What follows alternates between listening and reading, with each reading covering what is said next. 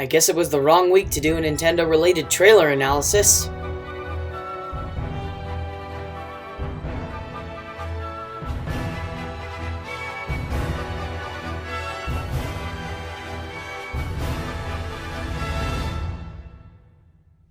Man, Nintendo just loves supergluing the leftover shrapnel from their last big explosion and then throwing the scraps at us in the most fashionable way.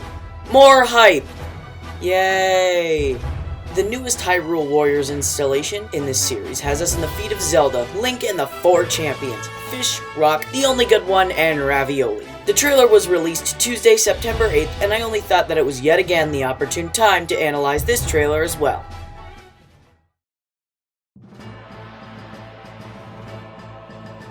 For the first few scenes of the trailer, nothing really stands out or piques my interest up until here.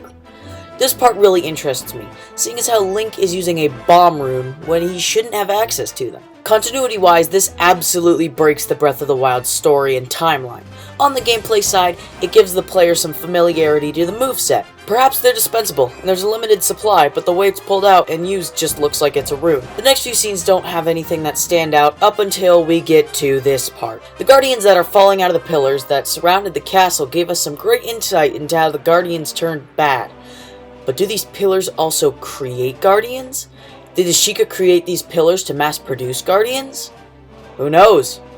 I wonder who this is! Oh, mysteries! From then on, we just get some gameplay and cutscenes again. Nothing noteworthy, again.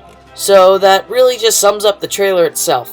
This Hyrule Warriors game specifically is the first game that takes place during the actual canonical Zelda timeline, the game with the smallest roster, and the only game to go with a style that already exists rather than the Hyrule Warriors specific style. This whole game in and of itself is a huge thing for the Zelda fanbase and lore, particularly because we'll be able to see a Hyrule that has not been destroyed by 100 years of chaos, and the events that lead up into the Calamity taking over. I'd also be very interested to see how the game works, seeing as how in the end you ultimately lose. I honestly think that this game would have been more fit as DLC, but I also think Nintendo made the right choice by advertising a different game series and not giving DLC to Breath of the Wild, seeing as how a 3-year-old game is a little too old for any more DLC.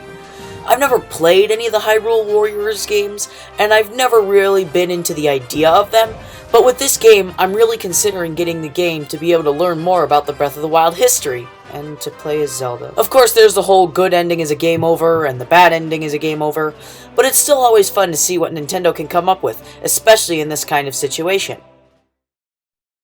Thank you so much for watching. I'm trying to branch out my content by doing more videos that aren't just me playing video games, and I'd love to see if you guys would comment down below on what kinds of videos you'd like to see me do. Leave a like if you liked the video, subscribe if you want more content, and have a great day.